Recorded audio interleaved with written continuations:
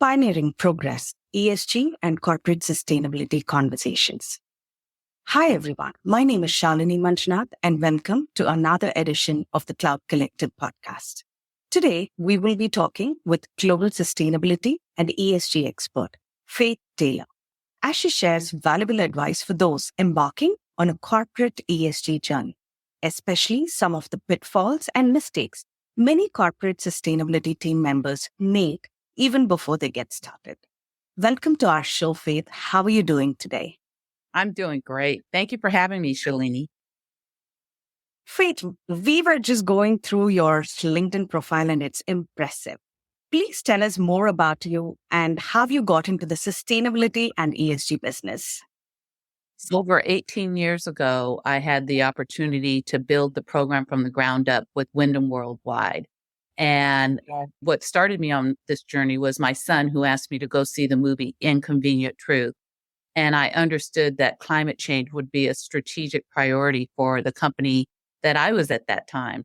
And so I approached my CEO and created my job. So he gave me the opportunity with the current job that I had at that time, which was heading new business development for the Wyndham brand, and said, start this with no resources. I put together a strategic plan, put together a team across the entire enterprise, and then went back to him and said, I want to do this. And from there, it was year after year building the program where it became the world leader, because we were doing things before a lot of companies were doing it in the hospitality industry. So what was most interesting is the economic benefits to the bottom line, which was we're delivering $92 million of saving and consumption associated with energy, water, and waste. We were also able to use it from a recruiting standpoint. And then being on the Dow Jones Sustainability as the world leader, that actually was very helpful in terms of investors and how they looked at us. That's just fantastic. It was a brave decision and the best decision, I'm sure. Yeah, it was year after year. It's pleasure to know your story, Faith. Thanks a lot. And just as we progress, from your perspective, what is ESG? What are some of the major benefits for the companies that successfully integrate sustainability and ESG into their operations? Could you please talk a little more on that? Yes. So ESG stands for environmental, social, government. And it's how a company manages that, which are non-financial indicators along with your financial performance of the company. And those key areas are environmental, which is around climate risk, which is around your carbon emissions in your business directly and indirectly, the water, the waste, also your supply chain and how you manage it responsibly with regards to the environmental impact of your supply chain, but most importantly, human rights in your supply chain and also diversity. So that's under the environmental bucket. And you have targets and goals and a lot of reporting around that today. Under social is how you manage your talent, education, it's diversity, as well as under that is corporate social responsibility, primarily volunteerism. And if you have a philanthropic arm to your business or foundation, and how you also get your employees to participate, and also your impact to the communities around the world in terms of social programs. And then under governance is actually how you actually manage this entire process. Is it aligned with your business, your executives, your board of directors? They look at the board of directors and the diversity of the board, as well as how they're paid. And then a key area is code of conduct, which is ethics, as well as data privacy and cybersecurity are key areas and how you manage risk. So you can see how broad environmental social governance is, and there's metrics across all of that. The reason why it's important is because that you have rating agencies that have looked at companies and compared their management of this area. And they look at managing this to manage risk and performance of the companies in terms of the impact to their communities. What's interesting is that there are benefits. The S&P Global has market studies that's looked across these different indicators. And they found that there is a positive economic benefit to reducing your energy consumption, and that's related to profitability. Or in terms of recruiting and retaining your talent, there's incremental benefits for that. And particularly the Gen Zs and millennials absolutely care about this, and they want to work with a company that has a sense of purpose. And that diversity is also very important in terms of overall performance of a company. And then you also have the key areas around governance where they see managing risk. They see a correlation there for how you manage risk. And if you manage risk, you perform better. So that's the economic benefit that the S&P Global study actually outlines. And that's very important as to why companies have incorporated this into how they actually talk about the business, but more importantly, how they deliver a positive impact. Thank you, Faith. Who thought sustainability and ESG could be so complex, but you really explained it so well. Definitely, our small and medium business customers would be very keen to learn what it is and how we can get started, and probably we can cover it through the discussion. My next question would be, what are the 2 to 3 most common pitfalls or challenges companies face when attempting to align their operations with sustainability and ESG? One of the major challenges is just where to get all the data. As you can see, I talked about environmental data, I talked about talent, I talked about diversity, I talked about cybersecurity and managing risk.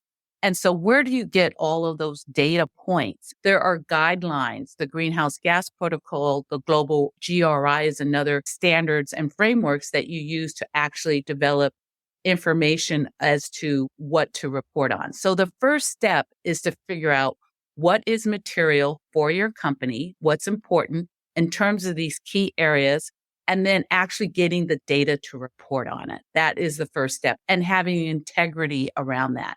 So the pitfall is, how do you get that? How do you make sure it's accurate information?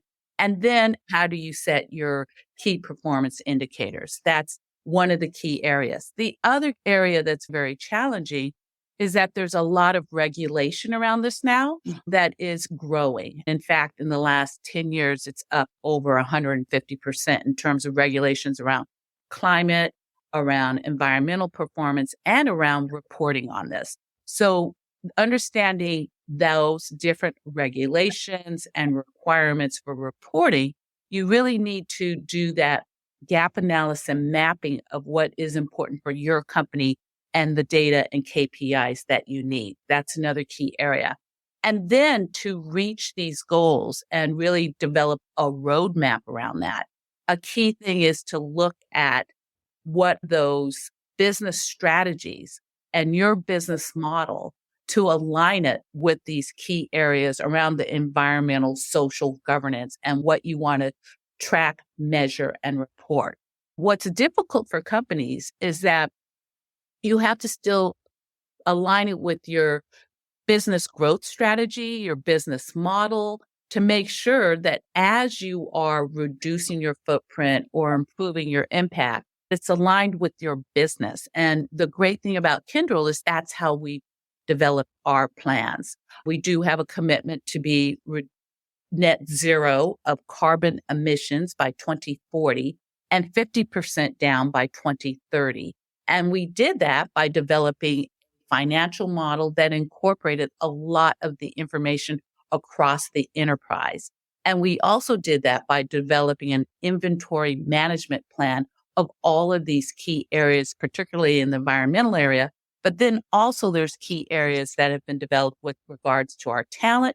And there's a very robust program with regards to our cybersecurity, data privacy, and code of conduct.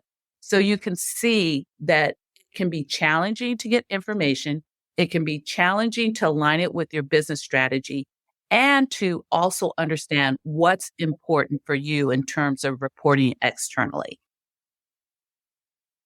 A good service provider such as Kyndryl can definitely help clients simplifying this journey and aligning them to their business goals and strategies, everything that you mentioned. Thanks, Faith. Moving on, what's the first basic step that you would give to someone considering to embark on a sustainability and ESG journey? The very first step is to understand your scope and boundaries and do some type of materiality assessment to understand what's important in terms of these key areas of focus for your business. And then also understanding for your business, how can we make sure that we're reporting on the right thing? So the very first step is to get the data, is to understand what your scope and boundaries are, and to make sure that it aligns with your business model. That's absolutely very important. Fantastic. And some say build ESG with end in mind. What does that end mean for our customers? So that means when I was talking about the original regulations, rating agencies and investor requirements, as well as customers who are demanding you to also meet these goals and understanding what those are. For example, under regulations, if you're a global company, you may have to report on the non-financial metrics associated with this whole ESG area. And that is a requirement already in Europe under the Corporate Social Responsibility Directive. So we as a global company and many of our customers have to report on key indicators in that area.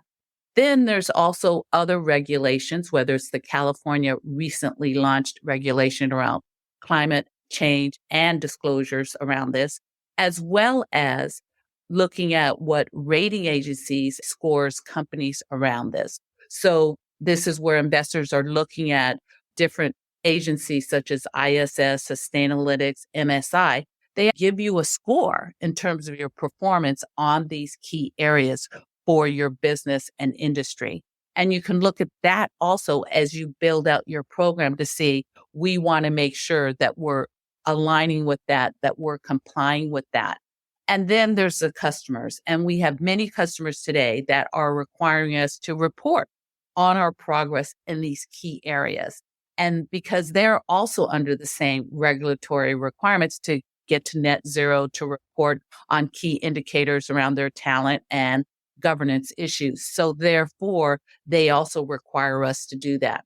So outlining all of those areas and then looking at your program and building it to align with that, which again, you want to focus on what is important to your business, what is material, is how you build with the end in mind. And that's what I talk about in terms of how we've been able to, within our first 2 years, accomplish what we have done so far. That's a great piece of advice, specifically in the area of regulations for the US and Europe. And hopefully in the future episodes that we would learn more for other regions too. Why do you think it is a great option for a corporate sustainability team members who are looking to improve their ESG performance and impact? I talked about earlier the economic benefits to the bottom line for the company. But also what's really important here is having a sense of purpose and aligning your values and principles to how you go to market or how you work with your communities and how you deliver the benefits economically and socially. It is now linked, and we are a global economy and we are in the technology space. So when we look at solving these major issues, which are outlined by the UN Sustainable Development Goals. They have 17 goals around all of these key ESG areas. You can see that a company's performance is also profits with purpose. And doing both together is very good for a company because it helps you to engage your employees, number one, align the benefits that you're delivering economically, which is absolutely required, but also to the communities. And that has, over the years, if you look at studies like a Tomo study that looks at the different benefits in terms of stock prices and actually outlining the non-financial and financial benefits, they call it tangibles and intangibles, that today for most companies, when you look at the stock price, 90% is associated with intangibles, which are aligned with environmental social governance. And what are those things? That's your IP. That's your brand value. That is your customer list. That is your talent. Those are what we call intangibles. And that is now over 90% contributing to the value of a company. The other 10% is the tangibles, which is the fixed assets, such as the buildings you own, the cars you drive, the equipment, the cash. So it's really interesting that they've been tracking that for over 20 years. And you see the correlation between environmental social governance as well as the tracking of the importance of this. Thank you so much. That was a wonderful overview of sustainability and ESG. This was a great interview. Just before we let you go, we have one more question. How can people learn more and get started with sustainability and ESG journey? Can you please walk us through it? Yes, please look at our corporate citizenship report because it details all of the information that I talked about in terms of our purpose, our values, and what we're doing. There is training and education courses that you can participate in. We have a Mission Net Zero training and education course that covers this information, and it's a great primer in terms of a 30-minute program. But also, we have other ways for you to participate. Our Green Guild, where we are developing innovative solutions, sustainability solutions, and recently launched On Bridge, a carbon assessment, and also Phase 2 is a sustainability advisor. So we have many touch points where people can participate. I would say that you can also do your own research online. There are so many incredible resources that you can take advantage of. And I'd love to recommend people to go to projectdrawdown.org, which lists 100 solutions that we can execute today to help us mitigate climate change. So there are many ways that you can participate and really look forward to everyone doing that. Fantastic. And it was a pleasure speaking to you, Faith, and hope to do more episodes. Thank you, everybody. I'm Shalini Manjunath, and thanks for joining us on Cloud Collective Podcast.